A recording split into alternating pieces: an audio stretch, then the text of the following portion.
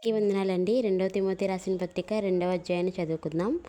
నా కుమారుడా, క్రీస్తు యేసునందున్న కృపచేత బలవంతుడవు కమ్ము.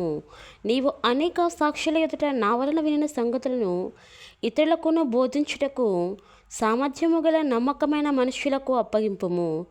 క్రీస్తు యేసు యొక్క మంచి సైనికుని వలె నాతో కూడా శ్రమను అనుభవించుము. సైనికుడెవడనో యుద్ధమునకు పోనప్పుడు తను దండులో చేర్చుకున్న వారిని సంతోషపెట్టవలని ఈ జీవన వ్యాపారములలో చిక్కుకొనడు. మరియు జట్టి అయిన వాడు పోరాడినప్పుడు నిజ ప్రకారం పోరాడుట కంటే వాని కిరీటము దొరకదు. పాటుపడిన వ్యవసాయకుడే మొదట ఫలములో పాలు పుచ్చుకొనవలసిన వాడు. నేను చెప్పు మాటలో ఆలోచించుకొనుము. అన్ని విషయములందు ప్రభువు నీకు వివేకం అనుగ్రహించును.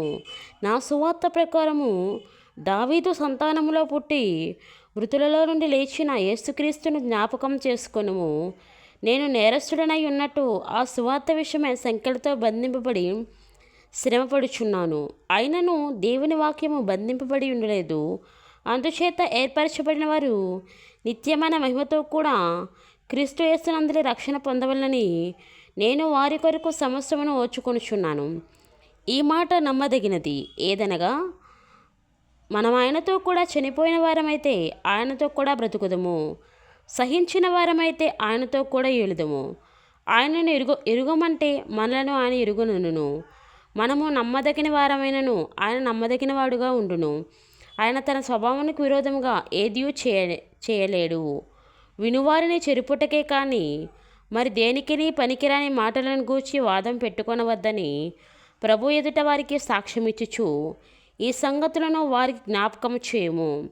దేవుని ఎదుట యోగ్యునిగాను సిగ్గుపడనక్కర్లేని పనివానిగాను సత్యవాక్యమును సరిగా ఉపదేశించువానిగాను నిన్ను నీవే దేవుని కనపరుచుకుంటకు జాగ్రత్త పడము. అపవిత్రమైన వట్టి మాటలకు విముఖుడవై ఉండుము. అట్టి మాటలాడివారు మరి ఎక్కువగా భక్తిహీనులగుదురు. కొరుకు పుండు ప్రాకినట్టు వారి మాటలు ప్రాకును. వారిలో హుమనయనును పిలేతును ఉన్నారు. వారు పునరుద్ధానం గతించినని చెప్పొచ్చు సత్యం విషయము తప్పిపోయి కొందరి విశ్వాసమును చెరుపుచున్నారు. అయినను దేవుని యొక్క స్థిరమైన పునాది నిలకడగా ఉన్నది. ప్రభు తన వారిని ఎరుగును అనున్నదియు, ప్రభువు నామమును ఒప్పుకొని ప్రతివాడును దుర్నీతి నుండి తొలగిపోవాలను అనున్నదియు దానికి ముద్రగా ఉన్నది. గొప్ప ఇంటిలో వెండి పాత్రలను బంగారు పాత్రలు మాత్రమే కాక కర్రవి మంటివి కూడా ఉండును. వాటిలో కొన్ని ఘనతకును కొన్ని ఘనహీనతకును వినియోగింపబడును.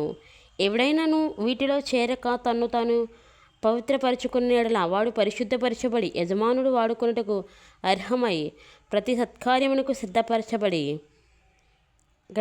ఘనత నిమిత్తమైన పాత్రేయుండును. నీవు యవ్వనేచ్ఛల నుండి పారిపోము. పవిత్ర హృదయులై ప్రభువునకు ప్రార్థన చేయవారితో కూడా నీతిని, విశ్వాసమును, ప్రేమను, సమాధానమును వెంటాడము. నేర్పులేని మూడుల విత్కరములు జగడములను పుట్టించునని ఎరిగి అట్టి వాటిని విసర్జించుము. సత్య విషయమైన అనుభవజ్ఞానం వారి కలుగుటకై దేవుడు ఒకవేళ ఎదురాడు వారికి మారు మనసు దయచేయును. అందువలన సాతాను తన ఇష్టము చొప్పున చెరపట్టిన వీరు వాని యురిలో నుండి తప్పించుకొని వేలుకొనదరేమో అని ప్రభు యొక్క దాసుడు అట్టి వారిని సాత్వికముతో శిక్షించుచు జగడమాడక అందరి ఎడలా సాధువుగాను బోధింప సమర్థుడిగాను కీడును సహించువాడుగాను ఉండవలెను. దేవుడు తన పరిశుద్ధమైన వాక్యం దీవించి ఆశీర్వదించునుగాక. ఆమేన్.